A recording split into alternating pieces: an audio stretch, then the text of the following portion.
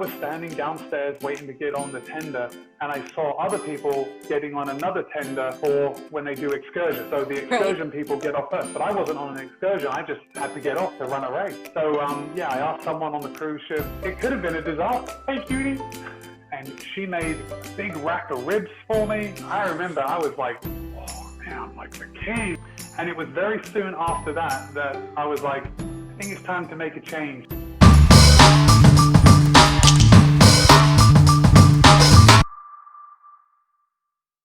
Hi, Matt. How are you? Hey, Susie. Thanks for having me on your channel.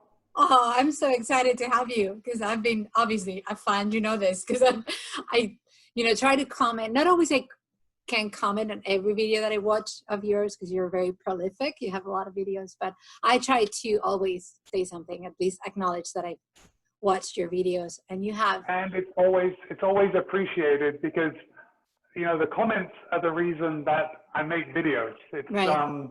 It's that interaction with people, that really gets me excited, and it sparks other conversations. Right. And I especially love your live when you go live on YouTube and you talk to the camera and harmony, Oh, yeah, your wife comes in. Yeah. And then she talks to you. So I like those because they're very candid. It's very conversational. So whatever questions we ask of you, then you guys answer. And it's always fresh and, I don't know, different to many other channels that are a lot more scripted. But that being said, I wanted you to introduce yourself for whoever's watching this who may not be familiar with who you are. Okay, thank you. All right, well, my name's Matt Bertrand. I have been a runner for about 15 years. I started in triathlon, and I did that for several years before I switched over to running. And you may have seen this in some of my videos already, but my wife kind of introduced me to taking my running to the next level. So when I met her, she was 20 marathons deep into her running career, and I met her at my first half marathon. So she kind of encouraged me to, push the pace a little more, do a little more than I did before. And, the rest is history. So after that, I just started running more and kind of finding my own feet, finding what distances worked for me, finding what distances I actually enjoyed running more than the others. And, as I said, 15 years, it's kind of a long time. So I've changed a lot over that time when it comes to running and what I actually get from it. But yeah, that's me. I'm Matt Bertrand. Oh, I didn't even mention, I have a running YouTube channel. So while we're talking about introductions, my whole YouTube channel, it came about because I wanted something extra to do with my time, because I felt like that all I did was run, and I was all about running. And well, you could argue that I still am because I have a running YouTube channel, but it was just a little something extra. And now I have it. I get to reach out to a lot of people. We get to chat. I've made a lot of good friends through the channel, and it's been a hugely beneficial thing for my running. And sometimes when I don't feel like doing what I say I'm going to do or what's on my schedule, I think about my channel and I think about the people that are watching me, and maybe I'm encouraging them, or maybe I'm just embarrassed not to do what I said I was going to do. And it kind of gives me that extra motivation to push forward. Right. And I can tell you it's working because I see your Instagram posts too. And it's like, Matt is out there again. I need to get out myself, when you post, Instagram, I did 7 miles this morning. It's like, okay, I really need to get out the door. Instagram has kind of been a kind of a new thing for me. And in the same token as YouTube, it's just to provide motivation. And recently I've been posting a photo every day of my run. And, my whole goal with it is just to encourage people. So they see me going out there and taking care of business. And, I complain a lot. I complain about the heat. I'm down here in Florida.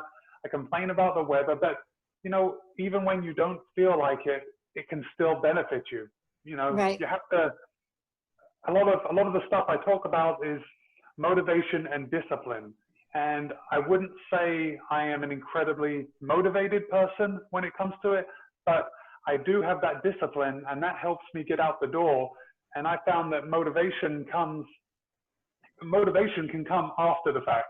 So you might not be motivated to start, but you've got to have discipline to kind of kickstart that engine, and then motivation takes over. I agree with that so much. So is your wife also a Boston qualifier? Because I know you are, and I wanted you to talk to us about how, if you decided to qualify for Boston, and so is she a Boston qualifier? She is, yeah. She actually doesn't run as much anymore, although in the last couple of months she's been running a lot.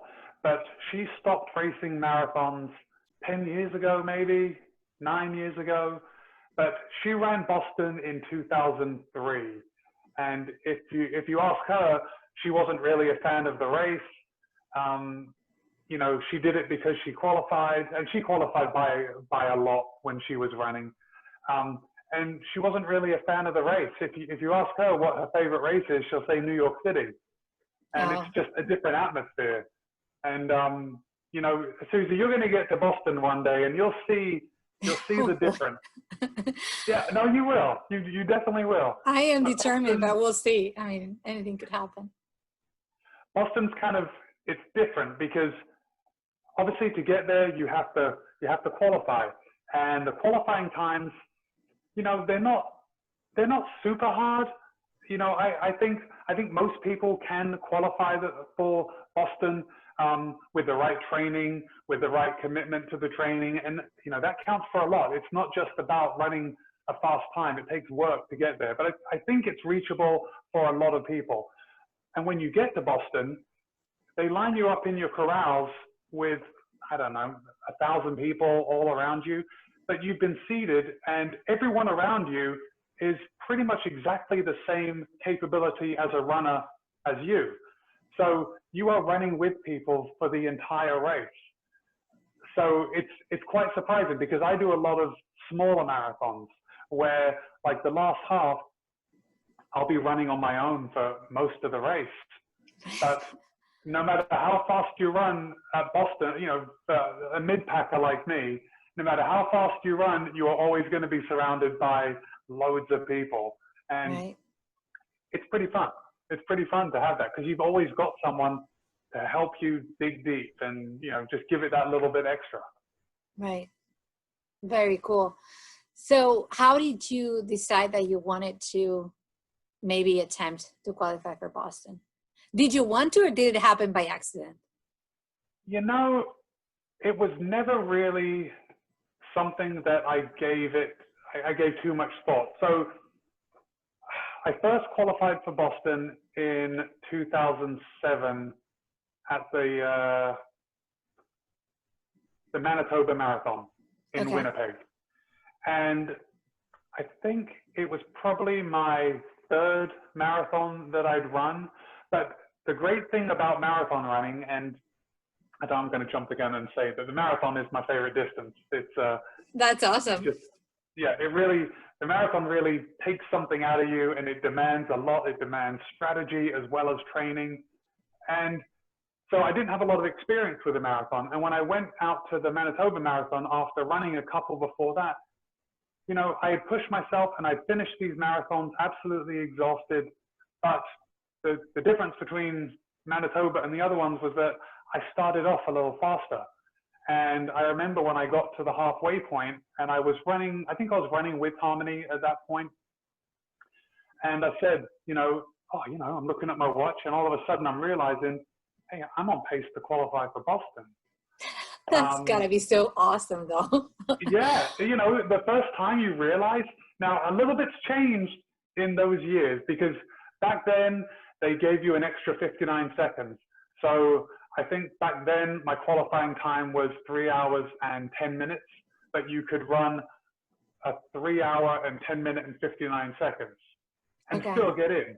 Now those days are long gone. They've taken away the 59 seconds and you have to beat your qualifying time by 4 or 5 minutes to actually get in the race. Make sure that you're getting in. Yeah. Yeah. So I remember that feeling, and I remember her saying, you know, all right, go for it, you know, drop the hammer and put it down. And I took off and I qualified. And I didn't go to Boston after I qualified during that race. I qualified several years before I actually went, and 2013 was the first year, and that was the year of the bombing. Oh, that's right. Yeah, so that was and that was pretty intense. And I actually had no intention of running Boston again after 2013, but it was such a big deal, and I knew that 2014 was going to be a really special event after the bombing, you know, with everyone coming back and the whole Boston Strong movement, and it was pretty exciting. So I went back, and you know, and then I've been back a couple of times since then. So which one is your favorite marathon? Because the distance is your favorite race, but which one is like your favorite? Okay, so Boston is pretty good. I really enjoy the whole atmosphere. There's a lot of build up to it. I like meeting everyone at the expo, at the race, and everyone's worked hard to get there, and it's a real sense of achievement to run Boston. Plus my mum lives up there, so it makes it very easy for me. Now Boston is kind of a tricky race. You know, the first wave goes off at 10:05, and you have to be there like hours before. And if you take the bus from the city, you have to get on the bus at 6 a.m. and they bus you out, and it's a whole production. But my mum will drive me to the start in Hopkinton, and then either my sister or my brother-in-law will pick me up in town. So it's very convenient. And for that reason, it makes running Boston very easy for me, and I enjoy it. But my favorite marathon was, gosh, I knew you were going to ask me this. It was the MDI marathon, and it's up in Bar Harbor in Maine. And it kind of goes around Acadia National Park, and it was so gorgeous. But we were on vacation at the time, and I just happened to be Googling, we were on a cruise, and I was just Googling the destinations and seeing if there was any races. And gosh, I got pretty excited when I found out that the MDI marathon was on the day that we were supposed to be in port in Bar Harbor. So I actually emailed another runner up there and just saying, hey, I'm coming into town. I've got nothing. I don't know what I'm doing. I'm going to be taking a boat from the cruise ship into town. And he was like, yeah, I'll help you out. Just come and meet me. And they took my bag to the finish. So I had to get on a tender from the cruise ship, and it really got down to the last minute. And so I got on the tender. I ran to where I was dropping my bag, ran to the start, and started immediately. Oh, so wow. It all clicked. And because it clicked, it was super exciting. It was beautiful. The weather was cool. It rained a bit, and that was exciting as well. It was a fantastic experience. And then I took a bus back to town and got on a cruise ship, and I was on vacation. And that's the best recovery from a marathon, is right being on vacation. But it really has to fall at the right time, because I've done cruises and you don't arrive, like by the time the cruise ship docks, or you get tendered into port, it's probably 10 a.m. So yeah, you got lucky that you were able to start, Yeah, it worked out very well. So you kind of know the schedule ahead of time, and I knew that we were getting in port at, say, 7 o'clock, and I knew that the race started at 7:30. And I'm just throwing these times out. And I also knew that cruisers usually get to where they're going to dock, about an hour before they start letting people off. So I knew I possibly had a little wiggle room. So I was standing downstairs waiting to get on the tender, and I saw other people getting on another tender for when they do excursions. So the excursion people get off first, but I wasn't on an excursion. I just had to get off to run a race. So I asked someone on the cruise ship, one of the staff members, and they were like, oh, really? Okay. And they kind of shuffled me along and got me on the first tender, and it all worked out. I mean, it could have been a disaster. I could have got there, 10 minutes late. That's so funny. It's such a great story, though. Can you imagine? That's one of those times when I'm sure people were curious if you won the marathon or if you were someone famous, Yeah, because there's a lot of people. Did not win the marathon. That was just for fun. So down here in Florida, everything is pretty flat. You know, I don't have a lot of hills, and that was the little hillier that I'm used to. You know, I had trained for it, but I can't even remember what I ran. I think maybe 3:17, 3:15. I don't know. You know what? I'll send you a link, and you can put it down below. I can actually break it that way. Remember what I did. But I guess what makes it really good is that I wasn't attached to the finish time. I was doing it for the fun of running a marathon. So what's your qualifying time for Boston? Well, it has moved during the years, right? Yeah, because it's not every 5 years it changes. 305? Well, it changes, but then they've been dropping it down. So, right. You know, it started going up, but then too many people started qualifying for Boston, so they had to make some changes. And so now they've dropped the qualifying times. So yeah, my qualifying time now, I'm 42 years old, and it is 3:05. But I have to run, or is it 3:10? Yeah, and now I'm saying, now you need 3 hours, roughly. You need 3 hours to be able to. 3:10. But you know, you know why I said that was because you had to beat your qualifying time by like 4.5 minutes to get in. So I was thinking I had to run a 3 hour and 5 minute marathon in order to qualify for Boston. And yeah, and I ran that earlier in this year. That is so fantastic. How do you get to be so fast? Is it, what do you think it is? Is it, well, you're probably going to tell me it's a combination of things, but what do you think has the most, you know, weight? Fast is definitely relative. And, you know, I'm only fast for someone that doesn't run as fast as me, but there are so many people that are faster than me.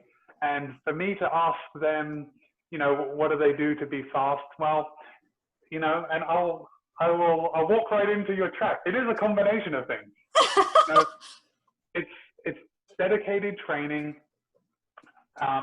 which I'm not, at this point in my life, I am not dedicated to run my fastest time ever. I'm enjoying running at this stage rather than going out and nailing intervals and being committed. Now, when I do have a race coming up, I kind of dial it in a little more to get that speed. But I actually enjoy running for running's sake more now than I used to. But you know what? There's a big genetic component too. Right. So I kind of look at it that, you know, I said that most anyone can qualify for Boston. And I know there's going to be a lot of people out there that might say, oh, Matt, that's rubbish. You know, a person that is running a 7-hour marathon is not going to qualify for Boston. And maybe that's true, but there is a large segment of the population that I think with dedicated training that they can actually get there. There's nothing special about me or the times I run. I'm a very middle of the pack runner.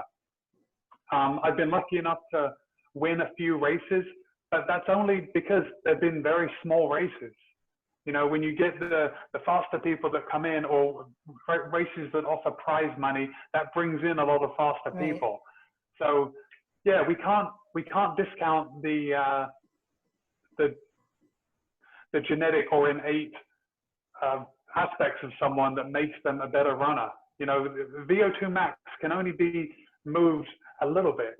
So if you don't have a genetically high VO2 max, well, that's going to be holding you back from, you know, a certain speed. Right. Yeah, but I was just wondering if you thought, like, I have a friend who's much faster than me, and I asked, it's a he, I asked him once, I'm not getting faster. I don't know what's going on. And he said, well, run more. If you run more, which I did, but I didn't get faster anyway. So it was like, I'm running all these, you know, miles, and still I'm not getting faster. So I did not get faster till I started doing speed training. So to me, that has been the key, you know, starting to do shorter training sessions instead of just putting, you know, like 8, 9, 10 milers, you know, often just putting 5 miles, but making them intervals, 2 minutes fast, 1 minute. So, you know, like changing it up has done a lot more for me. So I'm running less now, but I'm getting faster. So right now in summer, it's our off season in Florida for running. There aren't a lot of races. Running in the heat and humidity is very challenging. Your heart rate is just so much higher. You know, as it gets towards the end of the year, I will start tweaking my training. But, you know, there was a study, in fact, I think we talked about it on one of your live streams. And there was a study that I think Strava did about what it takes to qualify for Boston. And they analyzed all the data, and it was really exciting. And I think the average person that qualified for Boston ran 60 to 70 miles a week. So that's pretty high. That's pretty high.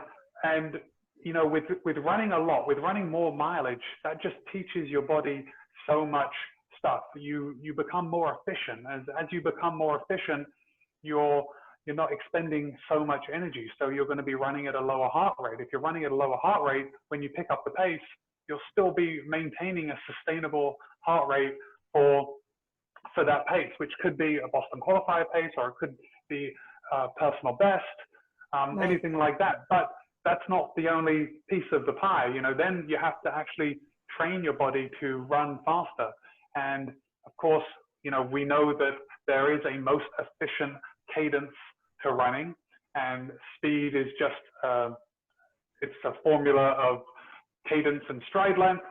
So if you can run at a higher cadence and lengthen that stride length, which you get with running more miles and running efficiently, then you will naturally get faster. But you can't just plod along, because you won't be your most efficient. So that's when you bring in those intervals, those tempo runs, those lactate threshold runs, where you're just, you know, you're towing the line of that lactate threshold, and by towing that line before your blood lactate accumulates and it goes out of control and your legs get heavy, and we all know that feeling, it teaches it, and it bumps it up just a little more. So by training at those higher paces, you will raise that lactate threshold, and you'll get faster. And with the volume, you're teaching your body how to be more resilient. You're becoming stronger. You're strengthening not just the neural pathways, but also your muscles and your ligaments and your tendons. And it all comes together in a beautiful symphony of running the best that you can run. And you know, the thing that I love the most about you and your channel is how passionate you are about running. Like, really. Yeah, I like it. So I pictured, because I knew that I was going to ask you, you know, how did you start running? So when you said I've been running 15 years, I thought you were going to tell me I started running when I was 6. I was doing track and field in like elementary school or something. Because you strike me as someone who's just been running because you love it so much. It's just hard to imagine. Well, yeah. So you know, I grew up in the UK, and I can't say I was really into sports compared with other people, compared with some friends. You know, we play football because everybody plays football. I was really big into mountain biking, and I would do that. So that is what kept me in shape. And of course, back then, we were outside all the time, just running around and playing, going for rides and taking off for hours at a time. And I remember when I was a late teenager, occasionally I would go for a run. I mean, I say occasionally, it was probably less than 10 times ever. But in my mind, I remember thinking, oh, I've got to go for a run and get in shape and get fit, you know, and then that kind of all went away.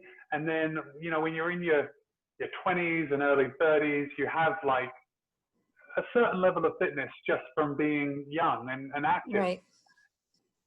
And then I met some friends, and they were triathletes, and I thought, oh, that sounds really cool. You know, that's something that I could try. So yeah, you know, got into swimming, got into biking, got into running. And then after several years, I kind of found out that running is what I enjoy the most. And it's gone on from there. If it wasn't because of this whole coronavirus thing, what would you be training for right now? Would you have something in Probably the fall, nothing. like October or November? So I actually, I was registered for the Marine Corps Marathon. Oh, And so that is the middle of October. And I actually registered for that during, like, at the beginning of coronavirus, because I was like, it's going to be over by then and it'll be fine. But the Marine Corps Marathon actually reached out to us. And right now it's still being held. I'm expecting it to be canceled, but they gave us the option to defer to 2021 or 2022. So that was really nice. And I deferred until 2021. okay. So yeah, if we didn't have coronavirus, I would be running that race. And I like the autumn for running. So there's a lot of local races that I would be doing. A lot of trail races, just having fun locally. The Marine Corps Marathon was the only one that I was actually going to travel for now. Last year, I did quite a few traveling races. I went to Boston, Chicago, and New York. So that was kind of a big year for running and running in different places. Right. There's a silver lining to every cloud, right? I know a lot of people are disappointed that all the races are canceled, but you know what? They will be back. There is a big enough market for them to come back, and we're going to have to do things a little different, and that's okay. Right. It's okay to do things a little different and stay safe, and we still get to do the sport we love. Right, right. Yeah. So have you run Marine Corps before, or was this your first time? No, yeah, this will be my first time. And I did it. That was my first marathon, Marine Corps. Oh, really? Okay, so what did you think? Oh my God. The year I ran it, it was so hot. Like, it was very hot. It was not a good race for me. I hit the wall, but I hit the wall. Well, I was not like really, I think I was unprepared, but I don't think it would have been as bad if it wasn't because they ran out of water. What? Yeah, it's just like it's a sin in a marathon. Crazy.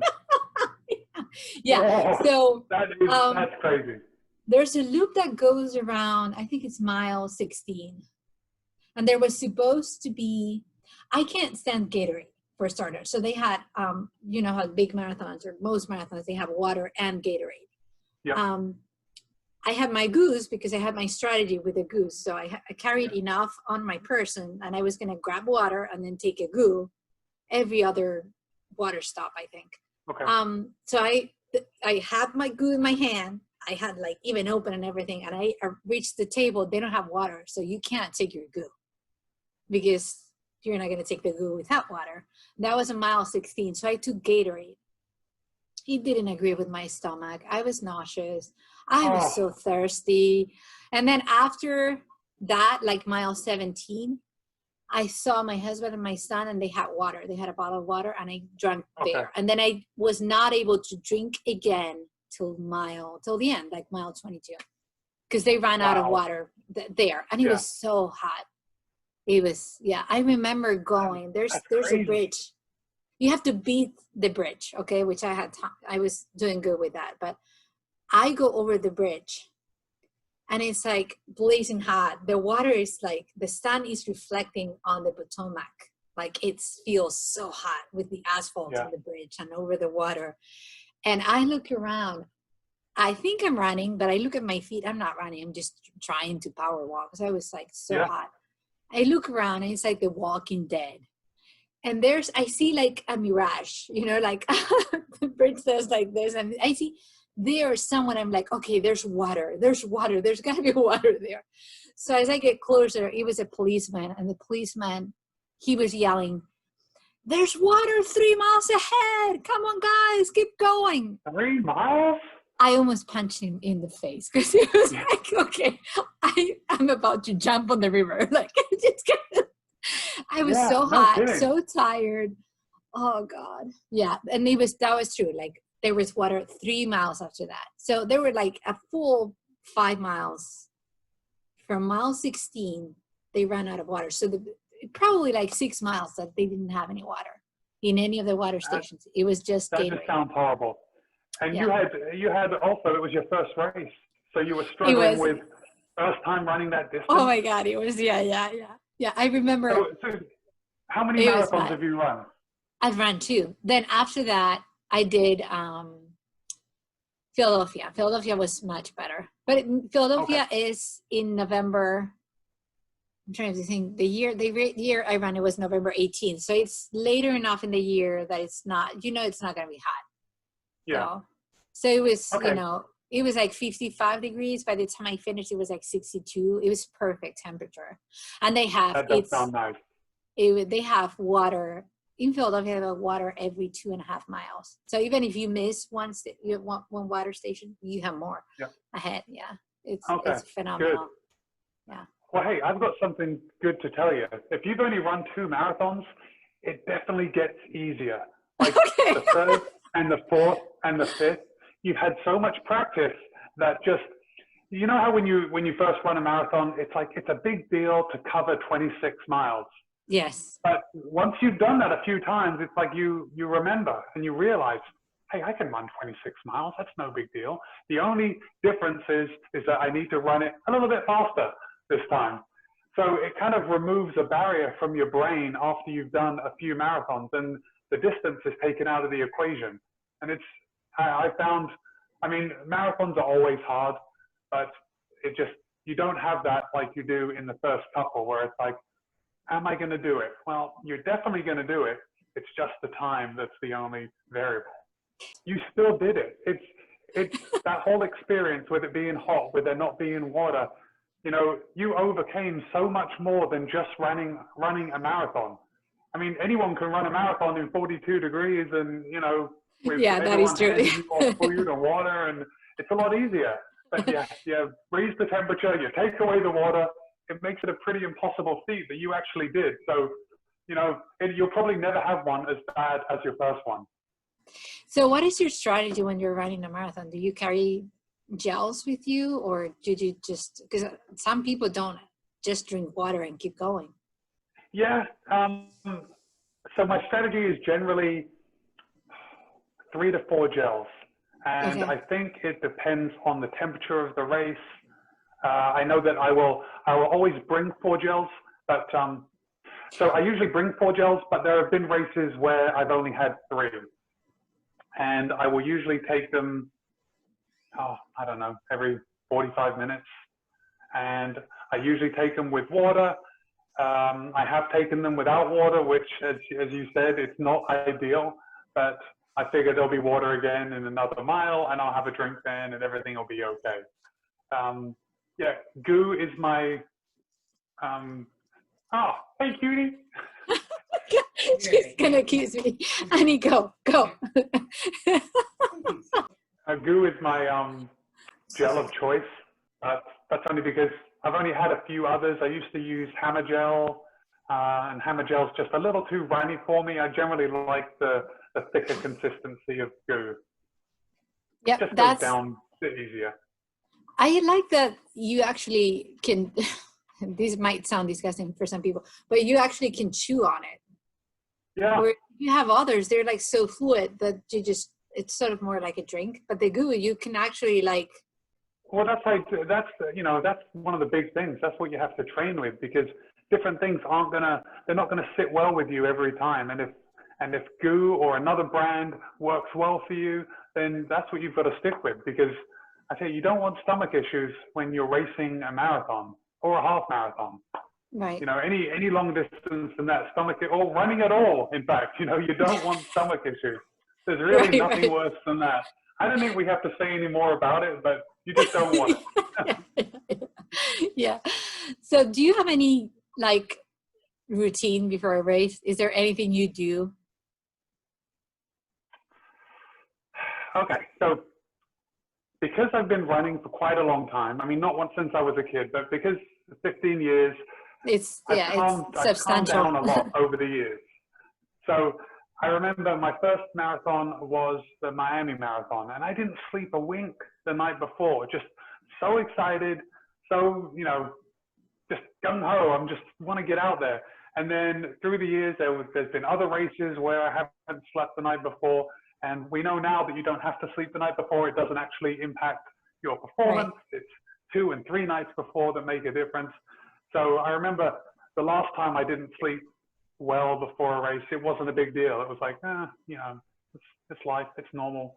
But recently I've been sleeping like a baby before races, because it is what it is, you know.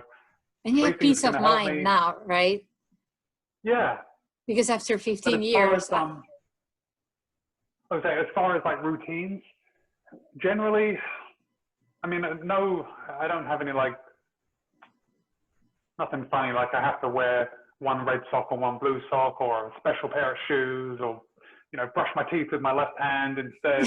Nothing like that. Jump on your yeah, but I will always get up and I'll eat breakfast about 3 hours before, and that's just so everything digests before. And when I'm running, usually I generally speaking, I don't eat before I run. I will eat when I'm going out before a really long run. Like if I'm doing a 20-miler, I'll probably have something, a banana. But I prefer to run fasted and then come home and eat. Right. And then before a race, I would eat. So it's kind of like, you know, it's like extra energy. I feel so much better. It's like having coffee for the first time. And right. You're like, wow, I'm like super. I gotta move, gotta run. Right. So did you feel, I asked this, I interviewed FOD runner, Andy Rayner. Yeah. He's based in the UK. And he said that he started running and then he became a vegetarian. And he noticed he was feeling better when he was running. He said, I was like sluggish when I was consuming meat. And then I stopped feeling that sluggish and heavy. And how long have you been a vegetarian? Well, you're vegan. I'm vegan, and I'm actually coming up on my 7-year veganversary. Okay. But so you were an athlete, you were a triathlete, and you Yep. started running before. Did you notice the difference in like your performance or anything at all? I definitely felt better. Without a doubt, I definitely felt better. So before, I would feel like really heavy and getting tired after dinner. Now I don't have that anymore. I still get really full because in order to get the calories in that I need, I have to eat a lot of food. And I'm thinking of doing a what I eat in a day video. Oh, I would love to see that. Yeah, my daughter Michelle, she said that she loves them, and you know, she thinks that people would find it interesting. I would. And I told my wife Harmony, I'm thinking about doing it, and she's like, you know, you can't just make your food and show people because it just looks like a mess. Because it just, you know, I'm not a food stylist, and it doesn't look beautiful every time I eat. So I think we're gonna like kind of position everything on the kitchen counter, and then I'll go through and explain what I do and what I eat. But yeah, I get very full because I have to eat so much food. There's Right. a lot of peanut butter. You know, that's, you know, you've been watching my channel. You know, I'm a big fan of peanut butter. You know, I eat it for every meal. But yeah, a lot of lettuce. You know, and it's funny, just going off on a tangent because we're talking about food. I was talking to Harmony the other day about a meal that she made for me after I did a half Ironman in Florida, and I came home and she made a big rack of ribs for me, and I remember I was like, oh man, I'm like the king. Look at this giant rack of ribs, and there was couscous. I tell you, the whole meal must have been 5,000 calories. But I remember that I looked at the calories of that rack of ribs, and it was like 3,000 calories for that entire rack of ribs, which I just was like, just ate the whole thing. And it was very soon after that I was like, you know what? I think it's time to make a change to try and eat better, because that old adage of if the fire is hot enough, you can burn anything. It doesn't really hold true. You know, maybe Right. if you're 15, 16, you can do that, but I think we have to take a little better care of our bodies. And plant-based diet it really works for me. You know, I don't want to bash everyone over the head with this is what I do and this is what everyone should do. I think it's something that you need to find out what works best for you, because you know, most of us in a Western culture have been raised to have meat with every meal, like it's part of the meal. And I remember when Harmony first suggested, why don't we just have one meal a week without meat? I remember just being horrified, like, oh, I'm not even going to be able to sleep that night because I'm going to be so hungry. And then I switched to being a pescatarian, so it was just eating fish, and you know, and then it just progressed. And then one day I was like, you know what, enough. I am going to be vegan. There are so many reasons that I want to do this. It's very easy right now. I mean, we live in a time where it's a luxury to be able to choose what we can eat. You know, for some people, they don't have that option. They have to eat whatever's available. And, you know, if it's a hot dog that's totally processed and it's just getting calories in, it's about life and death pretty much. And, you know, being hungry is no fun. So yeah, I recognize how lucky I am to be able to choose to, you know, to be plant-based. Right. Last question for you. Shoes. I want to hear about which shoes are you, like, do you rotate shoes? You probably do, right? Okay, yes. Okay. So actually, my YouTube channel has actually helped me out as far as shoes go, because I used to run in the same shoes all the time, and I'd have 3 pairs of the same shoes going, and I would just rotate them. And the channel kind of opened my eyes to wanting to try something a little more, because if people are going to be looking at me and seeing what I do, then I'd like to do something that perhaps could benefit them. And I think rotating different shoes is really beneficial, just because it teaches your body different, in a very small micro ways, how to run differently. When you're running in different stack heights, when you're running in firmer shoes and softer shoes, it just makes you a more well-rounded runner.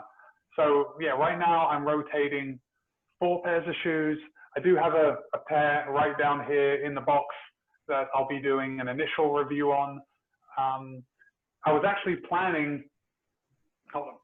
Okay. I actually had this shoe in my office that I was planning to do a 100-mile review on today, but I'll have to do that tomorrow. And what are those shoes?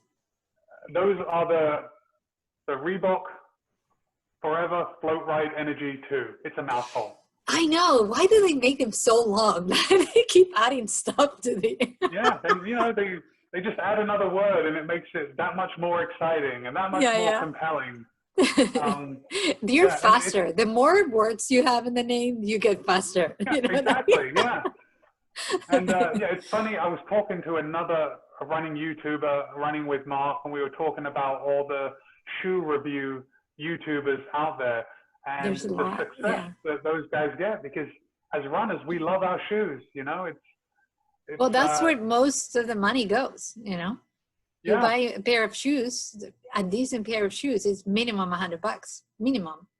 Yeah, and $100 is a budget pair of shoes. I was gonna say, yeah. Yeah. Are you married to the Reebok, or do you try different brands? Like, do you like Reebok more than others? No, I'm kind of like, I hate to say a Nike fanboy, but I've run mostly in Nike shoes, and you know, it's a product of like my childhood when I grew up, and you know, Nike was like the big thing on the scene, and there was all kinds of shoes that I really liked when I was a kid, and I'm sure that influences my decision now. My favorite pair of shoes that I run in are the Nike Zoom Fly 3s. And I've had them. They're awesome shoes. Yeah, they're a great shoe. And the Zoom Fly 3, you can find a great deal on them still. But the Reeboks, I don't know if I'll buy another pair, at least while I'm doing YouTube. Because while I'm doing YouTube, I think, well, I may as well try something new that I can then talk about on the channel, and it's another video idea. It's letting someone else know that hey, I'm trying something new. I'm not just sticking to what has always worked. So that's kind of my thinking behind it. I'm not married to any of the shoes that I currently have. Right. So in terms of where can people find you? You are on YouTube, obviously. You're on Instagram. Okay. I am on, okay, so at the bottom in the show notes of all my videos, there is a list of everywhere you can find me. So YouTube is my main social media. Strava is like my favorite social media, so you can find me on there. Instagram, I post stuff every day. That I'm building a nice community there. I also have a Facebook group. There is a Strava running club. I'm on Twitter. So, you know, basically across the board, whatever your preference is where you can find me. I'll put all your links below so they can find you. Thanks, Susie. And this has been a pleasure. I was so excited to have you Susie, thank you. being on my channel. Okay, I just want to say that I have really been enjoying your channel. I think, you know, interviews seem to be, there's a lot of running YouTubers doing interviews out there, and I have just really been enjoying yours. And thank you. So what I'm trying to say is that I'm really happy to be on your channel, and I appreciate you having me on. Thank you. Thank you so much, Matt. Okay. Talk to you soon. I'll see you around. Thanks for watching, guys. Bye-bye. Bye.